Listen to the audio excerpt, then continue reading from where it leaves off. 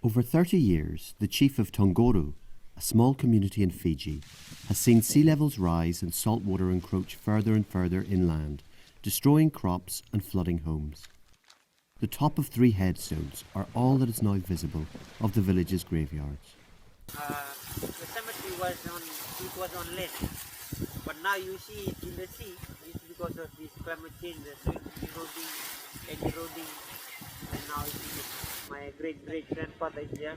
More than half of the village population has now left. There were 42 plus, now we have only 4 men. South Pacific island nations like Fiji are on the climate change front line. Its government has identified 600 villages at risk from rising sea levels, with at least 45 slated for relocation. Ahead of next month's talks on climate change in Paris, Fiji wants developed countries to do more to help. Industrial countries and countries with the means or capacities to do so, they need to be honest with themselves to take on board the full impacts of what climate change is already doing and what climate change is going how climate change is going to impact us in the not too distant future. Peter Emberson says tougher emissions cuts are needed to keep global temperature rises below 1.5 degrees rather than the 2 degrees currently targeted. More money is required for measures such as sea walls, as well as to pay compensation for communities forced to move due to rising sea levels.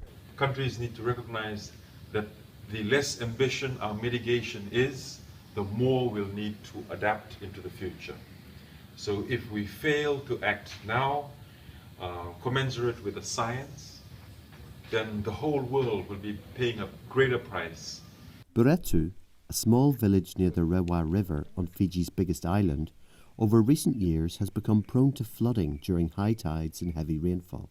We have mud crabs. If you walk in the village, you will see crab holes in the village. This year, flood defences financed by US aid have brought flood relief, demonstrating how adaptation measures can, in the short term at least, help communities adapt to climate change.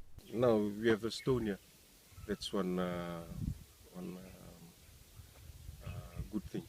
Scientists warn coastal defences are not a long-term solution to climate change, as only deep cuts in emissions can halt global warming. But funding adaptation measures in developing countries such as Fiji could buy time for vulnerable communities. In Togoru, Barney Dunn says he wants world leaders in Paris to be generous and help his and other villages to survive. I would ask if they could come and see us and help us save whatever we've got left, because we are also human beings. We may look black, but we're one of you guys. For villages like these, the Paris talks are not some abstract discussion about policies and financing.